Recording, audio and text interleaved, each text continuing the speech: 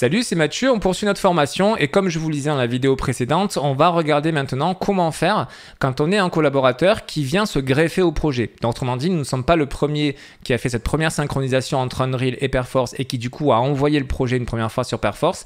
Là, nous sommes un collaborateur. On va paramétrer justement notre P4V pour pouvoir se connecter au serveur et récupérer les fichiers actuellement disponibles sur le serveur pour pouvoir ensuite travailler. La première étape, ça va être du côté de l'administrateur. Il va falloir que l'administrateur crée un nouveau compte. Donc pour ça, il faut qu'il ouvre P4Admin, comme on a déjà vu au préalable. Il vient ici dans l'onglet User, clic droit, nouvel utilisateur. Cet utilisateur, on va l'appeler Nicolas. On va lui mettre une adresse email qui n'existe pas, nico@domproject.com. On va le rappeler Nicolas ici. Le password, on va lui attribuer un mot de passe qu'on va lui communiquer. Toujours pareil, un compte standard, on ne crée pas de groupe, on valide. Donc maintenant, on a un nouvel utilisateur qui est créé ici qui s'appelle Nicolas. Donc ça, c'est l'administrateur qui l'aura fait. Il y a un nouveau collaborateur qui arrive, on lui crée son compte. Maintenant, on va se mettre à la place de ce fameux Nicolas qui doit rejoindre le projet. Là, j'ai P4V d'ouvert, mais je vais fermer ma connexion. Donc je fais Close Connection pour simuler comme si j'étais vraiment sur un autre poste et que je vais me connecter avec un autre compte. Donc du coup, je lance P4V. Je suis le nouveau collaborateur. Ici, je vais rentrer à nouveau l'adresse du serveur Perforce sur lequel je dois me connecter. Une fois de plus, sur le notepad, vous l'avez, c'est toujours la même information que l'on doit rentrer.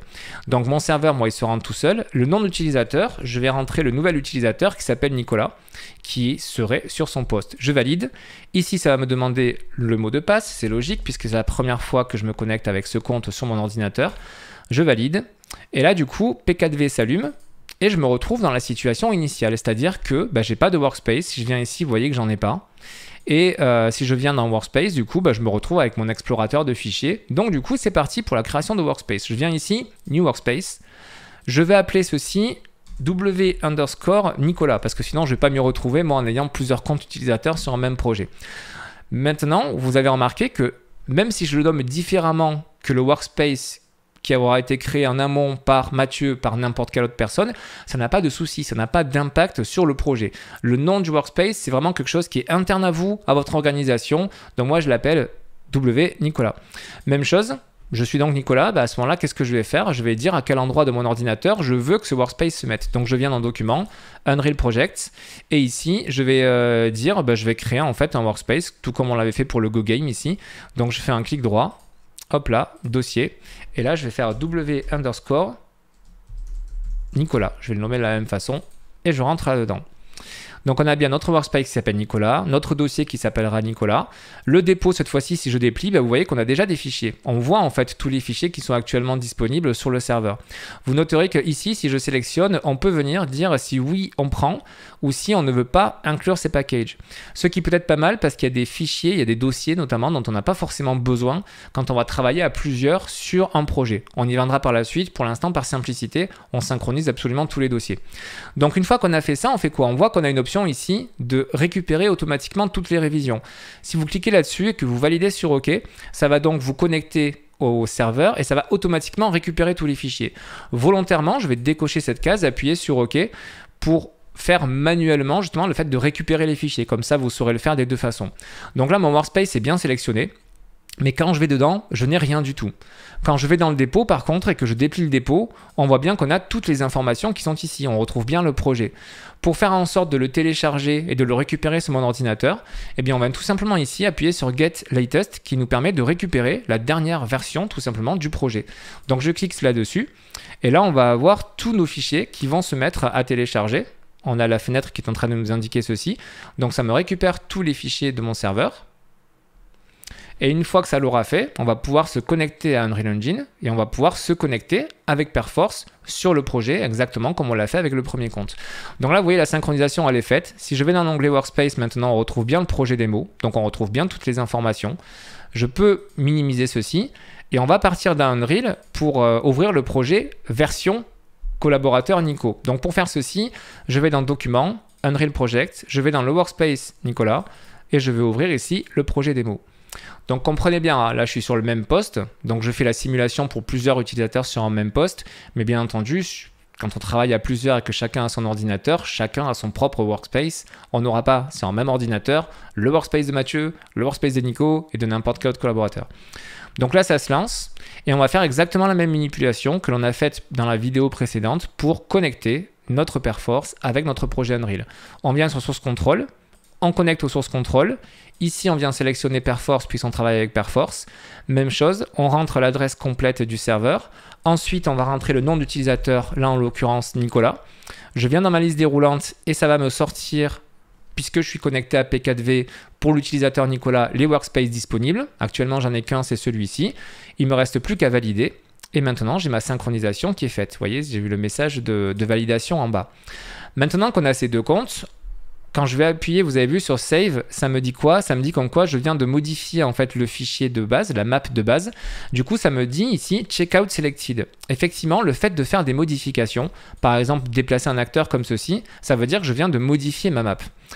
En faisant Save, automatiquement, ça vous propose ceci. Et il faut Checkout. C'est-à-dire quand vous allez appuyer sur ce bouton, vous allez marquer le fichier, vous avez une double vérification, vous allez marquer ce fichier comme étant en cours de modification. Ce qui veut dire que vos collaborateurs ne vont pas pouvoir y avoir accès. Ils vont pouvoir l'ouvrir, mais ils ne pourront pas modifier, ils ne vont pas pouvoir faire d'enregistrement sur votre fichier. Comment est-ce qu'on voit ça? Bien, nous, on va aller sur notre map qui se trouve, dans ce dossier-là. Et vous voyez que notre map et le fichier qui lui est lié, on a cette coche comme ça, rouge, qui nous indique comme quoi notre fichier est checkout. C'est-à-dire qu'actuellement, c'est nous qui l'utilisons, c'est nous qui bloquons ce fichier. Et tant qu'on ne va pas submit ce fichier, tant qu'on ne va pas l'envoyer sur le serveur, nos collaborateurs ne pourront pas modifier ce fichier. Si vous voulez, ça ne va pas les bloquer, ils vont pouvoir utiliser ce fichier-là. Ils pourront lancer une map, puisque là, on est sur un level. Si vous êtes en train de modifier un blueprint, ils pourront toujours utiliser ce blueprint dans la version qu'ils ont. Ils ne seront pas bloqués, par contre, ils ne pourront pas l'éditer. Une fois que vous avez fait vos modifications comme vous le souhaitez de votre map, donc admettons, je ne sais pas, je vais enlever tiens, cet élément et cet élément-là. À ce moment-là, donc vous voyez, j'ai enlevé les cubes. Hein. Là, c'est uniquement le calcul des lumières qui est toujours là. Je vais justement passer directement en movable au niveau des lights pour ne pas s'embêter avec les ombres. Donc on fait ça, on va sauvegarder notre fichier. Et maintenant qu'on a fait nos modifications, on est en fin de journée, ou on est en cours de journée, mais on a envie d'envoyer ça sur le serveur, eh bien je vais venir sur Source Control, Submit, et là ça va me permettre de automatiquement, Unreal va récupérer tous les fichiers qu'actuellement j'ai bloqués parce que j'ai modifié, et je vais pouvoir écrire ici la modification que j'ai faite.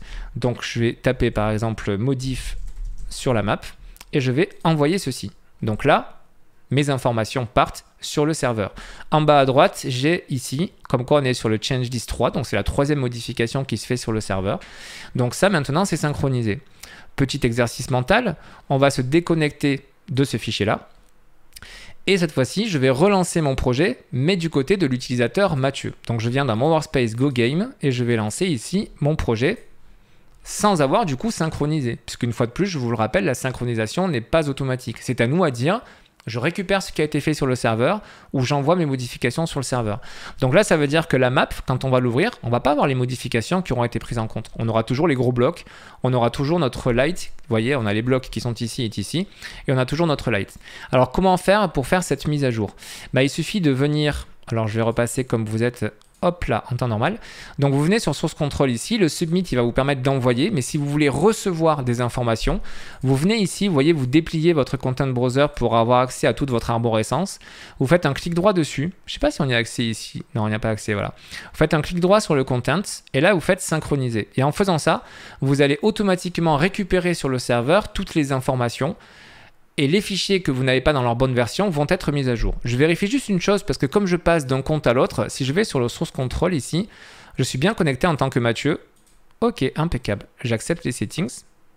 J'aurais pas eu besoin de le refaire, hein, mais ça m'étonne d'avoir P4V ouvert avec Nico et d'être connecté sur Mathieu, mais c'est bien que ça fonctionne.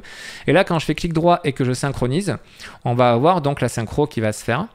En espérant ne pas avoir de crash, à savoir que j'ai la même map qui était ouverte qui se met à jour, mais il n'y a pas eu de crash. Et vous voyez qu'on a bien nos blocs qui ont disparu, ici et ici.